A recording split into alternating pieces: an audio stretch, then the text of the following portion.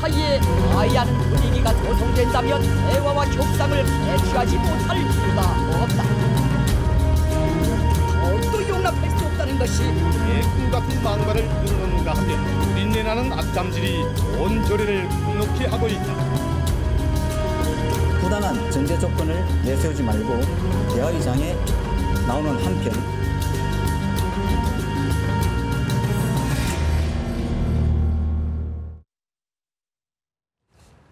네, 북한의 진심은 과연 무엇일까요? 대화를 못할 것이 없다. 이렇게 전격적으로 대화 제의를 해놓고 하루가 채 되지 않아서 김정은이 직접 참관한 대규모 군사훈련 장면을 공개했습니다. 또 이런 가운데 불법 입국 혐의로 체포된 우리 국민들 2명이 판문점을 통해서 귀환했는데요. 대화와 도발, 이렇게 두 개의 신호를 보내고 있는 북한의 노림수는 과연 무엇일까요? 두 분 모시고 이야기 나눠보겠습니다. 통일연구원 조한범 박사, 데일리 NK 통일전략연구소의 손광주 소장 두 분 나와 계십니다. 어서 오세요. 예, 안녕하십니까? 네. 우선 남북 간에 대화를 할 용의가 있다. 이렇게 대화 제의를 해왔습니다. 최고권위의 정부 성명을 통해서인데 그런데 방금 말씀을 드렸듯이 하루가 채 지나지 않아서 김정은이 직접 참관했던 군사훈련 참관 장면을 내보냈거든요. 이 내용을 어떻게 좀 저희가 해석해 봐야 되겠습니까? 일단은 공화국 성명이라고 하는 그 북한의 최고 수준의 그 틀을 통해서 대화 제의를 한 거거든요. 그렇게 보면은 사실은 도발보다는 이제 대화 쪽에 무게를 둔 거고요. 지금까지 북한 정권이 1945년 수립 이후에 이 공화국 성명이라는 게 한 10차례밖에 안 됩니다. 근데 벌써 2번이나 했거든요. 작년에 이제 아시안게임 응원단 그 인천 방문에 대해서 1번 했고요. 이번에 2번째거든요. 그렇기 때문에 사실 이제 김정은 정권 집권 이후에는 공화국 성명이 좀 남발되는 그런 경향이 있습니다. 그런 경향이 있고 사실은 올 초에 김정은의 신년사에서 지금 남북 정상회담을 제안했었거든요. 근데 그 모멘텀이 지금 사라져 갔어요. 그렇기 때문에 지금 공화국 성명이라고 하는 그 최고의 어떤 그 권위의 틀을 사용을 해서 이제 대남 제의를 한 것이고요. 그렇기 때문에 이번에는 뭐 도발을 양면 전략이라기보다는 지금 군사훈련이나 이런 부분들은 일상적인 북한의 행동으로 보여지고요. 이번은 사실 자기들 차원에서는 좀 더 강도 높은 대남 제의를 했다고 보여지는 거고요. 이제 그 이면에는 사실 이제 전반적으로 악화되고 있는 경제 상황이라든지 또 이제 가뭄이 지금 상당히 좀 치명적인 상황으로 가고 있어요. 거의 이제 90년대 중반 수준의 어떤 식량, 90년대 중반에 이제 대량 아사가 발생했던 시점이거든요. 만일에 가뭄이 조금만 더 지속이 된다고 그러면 그 수준까지 떨어지거든요.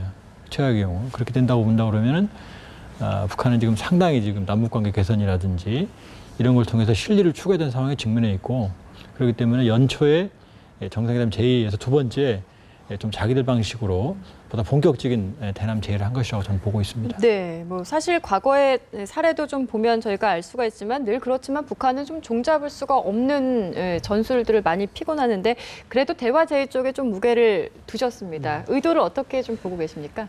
이번에 정부 성명을 보면은 그 핵심이 그 6.15 공동선언, 그다음에 5.24 조치 해제, 아마 이제 핵심적으로 아마 그걸 요구를 하는 것 같거든요. 그런데 기본적으로 이제 북한의 그 대남 이제 공세 전략이 시작이 되었는데 이 공세 전략이 대화를 수단으로 하는 공세 전략이에요. 지금은. 그러니까 한미 그 합동 군사훈련도 이제 다 끝났고 그래서 북한이 지금부터 대략 한 10월, 11월까지는 자기네들 유리한 어떤 그런 대남 환경을 가져갈 수도 있겠다는 생각을 할 수 있어요. 그래서 이제 북한 같은 경우에는 항상 이 대화 전략을 사용한다 하더라도 그 뒤에 백그라운드에는 항상 이제 군사적 긴장 고조, 이것은 자기네들이 우위에 있다는 걸 항상 보여줍니다. 그래서 대화 전략을 하면서도 뒤에는 우리가 군사적인 어떤 공세 전략도 우리가 취할 수 있다는 것을 보여주는 거거든요. 지금 두 가지를 같이 사용하고 있는데 지금은 어쨌든 공세적인 대화 전략으로 나왔다. 이제 이렇게 보는 것이 아마 정확할 겁니다. 공세적인 대화 전략으로 나왔다. 그런데 이런 와중에 또 17일, 그러니까 우리 쪽에서 불법 입국으로 억류돼 있던 국민 2명을 어떻게 보면 좀 전격적으로 송환하겠다 이렇게 통보를 했고 실제 송환이 이루어졌습니다. 이것도 대화 제스처의 어떤 연장선상을 보시나요? 그럼요. 그래서 뭐 기본적으로 어떤 거는 뭐 북한 당국에서는 예. 인도주의적 견지에서 했다 이렇게 표현을 했지만은 인도주의적 견지라는 것은 우리도 이제 국제사회의 어떤 그런 규범에 맞게 인도주의적으로 이제 보낸다 이제 그렇게 형식으로 이야기를 한 것이고 기본적으로는 이제 대남 협상에서 우위를 차지하려고 하는 그러니까 남북 대화라는 것은 누가 더 주도권을 갖느냐가 굉장히 중요합니다. 그래서 자기네들에게 유리한 대화와 협상의 틀 안으로 말하자면 이제 이 한국을 집어넣으려고 하는 그런 모습들이 보이죠. 네. 박사님께 좀 질문을 드려보겠습니다. 그 억류된 2명. 근데 지난달 11일에 억류됐으니까 거의 한 달 만이거든요. 이 송환 시점에 대해서 좀 질문을 드려보려고 하는데 왜 이렇게 2명에 대해서만 전격적으로 이렇게 비교적 이른 시일 내에 송환을 통보한 걸까요? 그러니까 지금 손 소장님 말씀대로요. 예. 지금 북한이 전격적으로 대남 제의를 했어요. 대화 제의를. 그리고 인도적 차원 행위까지 했습니다. 그런데 자기들 입장에서는 남한 정부에게 사실은 이제 공을 넘기게 되는 거죠. 이제 자기들이 이런 제의를 했기 때문에 자, 이렇게 우리가 이런 자세를 보이고 있다라는 제스처를 보인 거고요. 근데 사실은 북한은 지금까지 인도주의적 사안을 순수하게 인도주의로 활용한 적이 없어요. 자기들의 실리를 추구하기 위한 어떤 협상의 그 레버리지로 활용을 해왔고요. 지금 이 두 분은 보면은 사실은 북한 측에서 봤을 때 크게 전략적으로 활용할 가치가 없다고 판단한 것 같습니다. 아마 단순 얼경이거나 어떤 생계형인 것으로 지금 추정이 되고 있고요. 그러나 지금 사실 4분이 더 지금 그러니까요. 있거든요. 예. 이제 가장 오래된 분이 김정욱 선교사인데 이분은 예. 2013년 10월 달에 지금 그 구금부터 시작이 되거든요. 장기 노동, 무기 노동 교화형에 처해져 있어요. 근데 죄목이 뭐냐면은 거의 반국가 행위입니다. 그다음에 김국기, 최춘길 씨 같은 경우도 지금 스파이 행위로 지금 체포가 돼 있거든요. 그리고 이제 주원문 씨 같은 경우는 이제 자진해서 입국을 했고 미국 영주권을 가지고 있어요. 그렇기 때문에 이 4사람에 대해서는 북한이 상당히 전략적으로 활용 가치가 있다고 판단을 하는 거죠. 그러니까 그 경우에는 상당한 정도의 그 남한 당국과의 우리 정부와의 어떤 협상을 통해서 실리를 추구하겠다는 그런 전략인 거고요. 이미 전에도 북한 당국이 그렇게 활용 가치가 없는 그런 사람들은 지금 이미 남쪽으로 송환한 적이 있어요. 그렇기 때문에 이번의 경우에는 상당히 자신들의 어떤 대남 어떤 공세적인 지금 말씀하신 것처럼 그런 제2의 차원에서 이 시점을 선택했다고 볼 수 있습니다. 나머지 지금 아직도 억류돼 계시는 그 4분에 대해서는 하나씩 좀 협상의 카드로 쓰겠다 앞으로 이런 전략이라는 말씀이시죠? 보이죠. 예. 그분들의 혹시 뭐 최근에 북한에서의 근황이나 어떤 행보에 대해서는 전혀 알려진 바가 없나요? 최근에는 나오지 않고요. 예. 아마 이제 그분들의 근황이 나온다 그러면 아마 이제 북한이 필요로 하는 제안을 가진 어떤 그런 의도를 가진 그런 시점에 아마 이제 근황들을 공개하겠죠.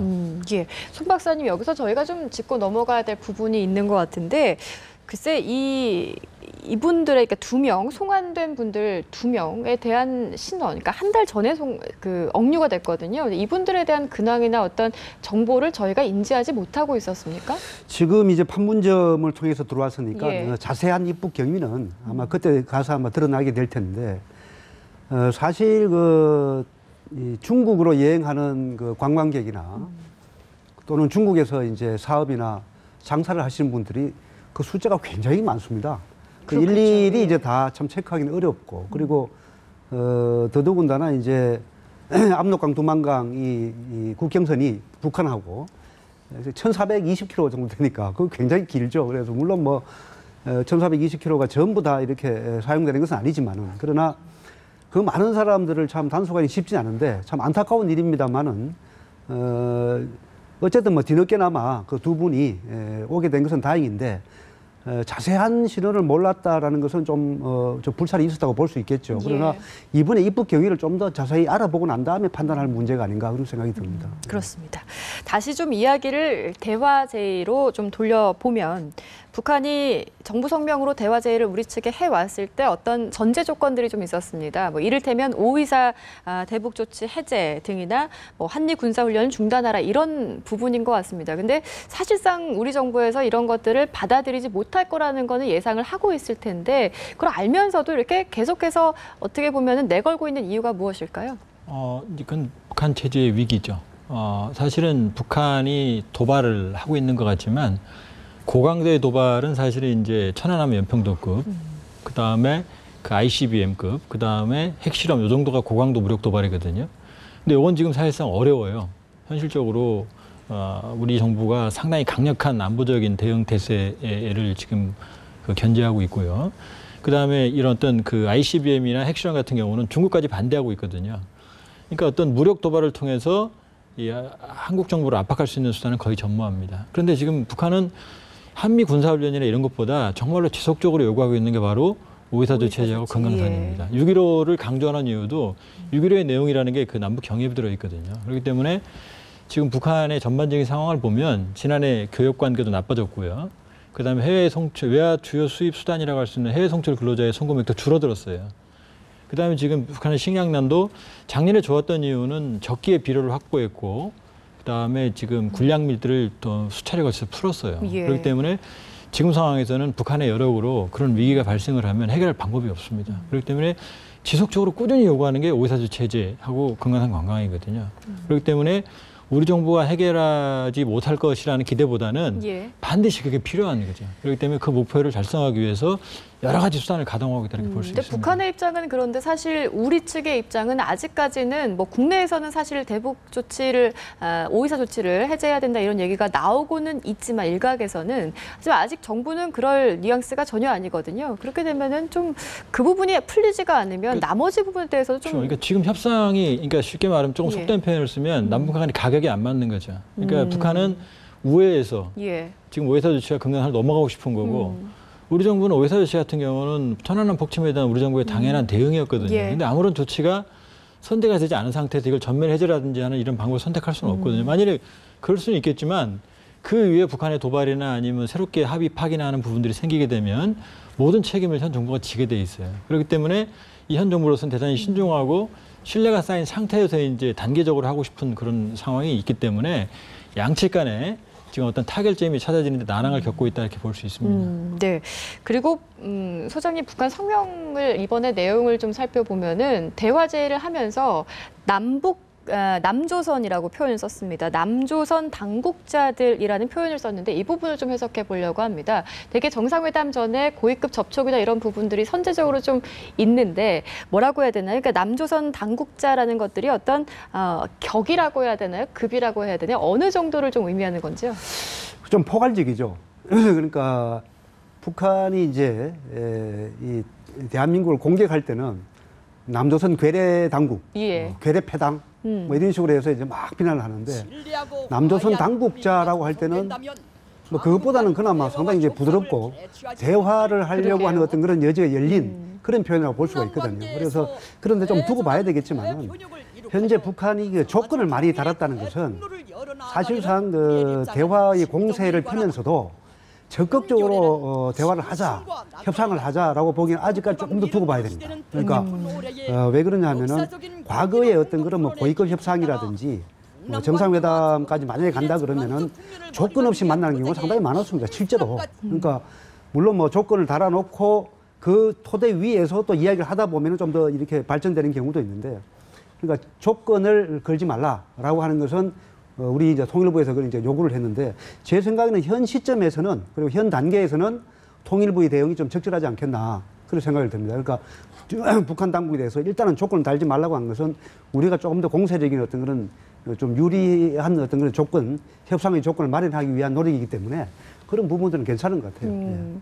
사실 이 전제 조건이라는 게 남과 북이 어느 정도 좀 합의를 하고 양보를 할 수 있는 마음가짐이 돼 있냐 이 부분이 좀 걸림돌이 될 수도 있을 것 같은데 북한에서 이번에 대화를 제의하고 군사훈련을 공개하지 않았습니까? 하루도 채 지나지 않아서 결국에는 어떻게 보면은 속 의미가 대화나 전쟁 이런 것들이 우리는 충분하게 지금 둘 다 준비가 돼 있다. 이런 부분을 좀 우회적으로 압박 내지는 표현을 하는 거 아닐까요? 그러니까 북한이라고 하는 체제는 우리에 대해서 협상 수단이 많지 않습니다. 도발과 대화 둘 중에 하나거든요. 근데 우리는 굉장히 많은 협상 수단을 가지고 있어요. 그렇기 때문에 북한은 지금 우리가 충분히 이 한국 정부를 곤란하게 만들 수 있는 힘을 가지고 있다는 걸 보여주는 건데 그건 실질적인 도발 의지보다는 대화를 위한 압박이라고 볼 수가 있고요. 조금만 더 면밀하게 들여다보면 사실은 북한은 사실 굉장히 파격적인 방식으로 대남 대화를 요구하고 있는 거예요. 그러니까 공화국 성명이라고 하는 중요한 걸 통해서 작년에 결국 한 내용 응원단 파견이었고요. 그다음에 10월 4일 날 14선언 날 있었던 날 바로 황병서 일행이 파격적인 방남을 했고요. 올 초에 남북 정상회담을 제안을 했고요. 이번까지 본다 그러면 자신들의 방식으로는 상당히 파격적인 대화를 하고 있는데 이제 그것에 대한 보조적인 수단으로서 어떤 무력 시위를 하고 있다 이렇게 볼 수 있습니다. 네, 일단 우리 측의 반응도 좀 살펴봐야 될 것 같은데 우리 반응은 그렇습니다. 어떤 전제 조건 없이 협상의 장으로 일단 나와라. 그런데 사실상 어떻게 보면은 우리도 북한의 제의를 거절한 걸로 봐야 되겠습니까? 그렇지는 않은 것 같습니다. 그러니까 조건 없이 나와라는 것은 지금까지 박근혜 정부가 들어서 남북 간의 신뢰를 쌓는 것을 굉장히 중시했거든요. 그러니까 이 신뢰를 쌓는 것이 중요한데 거기에 조건을 단다는 것 자체가 그 신뢰를 무너뜨리는 전제 조건이라고 볼 수가 있거든요. 남북 관계 개선을 그런 각도에서 보면은 이제 조건 없이 나와야만이 처음부터 남북 간에 신뢰를 쌓을 수 있는 그런 대화와 협상의 조건이 될 수 있다. 이제 이런 거죠. 그래서 그런 부분들은 대한민국 정부가 북한의 대화 제의를 거부했다기보다는 좀 더 유리한 방향으로 가져가고 싶다라고 그런 해석을 하는 게 옳지 않은가 싶습니다. 그러니까 홍영표 통일부 장관도 다 북한의 제의가 괜찮은데 조건이 붙은 것이 조금 아쉽다 그런 표현을 썼거든요. 그래서 그런 걸 보면은 북한이 이제 그 조건을 어느 정도로 누그러뜨릴지 그리고 이제 나중에 어떤 태도로 나올지 알 수는 없으나 아무튼 조건이 달린 상태에서는 우리가 대화에 응한다는 것은 상당히 불리하죠. 그래서 일단은 대화를 하기 전에 남북 간의 어떤 사전 이 토대를 좀 더 정지할 필요가 있다. 이제 그런 이야기입니다. 어쨌든 북한에서 전형적인 대화와 도발 카드를 동시에 꺼내들고 있는 상황인데 역으로 보면은 박사님 현재 북한 상황이 그 화전 양면수를 꺼내들 만큼 궁지에 혹은 코너에 좀 몰려 있다 이렇게 해석해봐도 무리가 없겠습니까? 네, 저는 그렇게 봅니다. 상당히 절박한 상황이고요. 그렇기 때문에 5년 단임제 박근혜 정부의 특징을 북한도 잘 알고 있어요. 그러니까 올해가 가장 중요한 그 동력이 있는 시기라는 걸 알고 있고요. 그렇게 본다 그러면 6.15가 지금 사실상 이제 무산됐기 때문에 현실적으로 8.15라고 하는 그런 계기가 남아 있거든요. 그러니까 8.15의 어떤 계기를 만들려고 하는 어떤 시도라고 보여지고요. 그렇기 때문에 지금 뭐 단정하기는 어렵지만 북한의 여건상 뭐 심각한 무력 도발이나 시위를 하기는 어렵습니다. 그렇다고 보면 8.15 때 자신들이 원하는 형태의 남북관계의 재개를 시도하고 있다 이렇게 볼 수 있습니다. 얼마 전에 6.15 공동선언 15주년은 안타깝게도 분산 개최가 돼가지고 각자 이렇게 좀 진행을 했는데 이제 광복 70주년 사실 한 2달 정도 남았거든요. 이 부분에서 북한의 이번 대화 제의가 좀 남북 간의 경색 국면을 조금은 풀 수 있을지 모르겠는데 어떻게 좀 예상을 하시는지요? 올해가 이제 분단 70주년 아니겠습니까? 이제 그래서 상당히 의미가 있는 해이기 때문에 북한이 정말로 남북 간의 그 평화와 그리고 통일을 추구한다면 이번에 대화 제의를 하는 데 있어서도 조건을 달기보다는 모든 문제를 테이블 위에 얹어놓고 그야말로 조건 없이 기탄 없이 한번 대화를 해보자 이렇게 나오는 것이 사실상 그 7,500만 민족의 어떤 그 미래와 관련해서 바람직한 태도이기 때문에 지금이라도 북한이 그런 태도로 나와주기를 바랍니다. 북한에서도 사실 광복 70주년에 대한 굉장한 의미를 부여하고 있는 걸 저희가 알 수가 있습니다. 앞으로 좀 북한도 우리도 한 자리에 모여서 이 의미 있는 해를 함께 좀 공동으로 기념할 수 있다면 참 좋을 텐데 어떻게 좀 예상을 하시는지요? 저는 충분히 협상 가능하다고 봅니다. 지금 북한은 사실 지속적으로 그 남북관 개선을 요구하고 있고요. 다만 과거와 같은 관성에 지금 사로잡혀 있는 거죠. 그러니까 자신들이 갑이 되고 잘못된 행동을 해도 보상을 받고 하는 형태고요. 그러나 이제 현 정부는 그런 과거에 잘못된 관행을 가지 않겠다는 입장은 확실하거든요. 근데 현 정부도 사실은 지금 올해 남북관계 모멘텀을 만들어내지 않으면 좀 안 되는 상황이거든요. 그렇기 때문에 양측 모두 필요성이 있기 때문에 사실 이번에도 뭐 북한이 안 하겠다는 게 아니라 하겠다는 의사를 간접적으로 표현한 걸 볼 수 있거든요. 그렇기 때문에 일단 협상의 틀을 재개하면 상당 부분 접점을 모색할 수도 있다 저는 그렇게 봅니다. 그렇기 때문에 8.15의 전망은 충분히 남아있다 이렇게 볼 수 있습니다. 네, 알겠습니다. 지금까지 통일연구원 조한범 박사 그리고 통일전략센터의 손광주 소장과 함께 이야기 나눠봤습니다. 오늘 말씀 고맙습니다.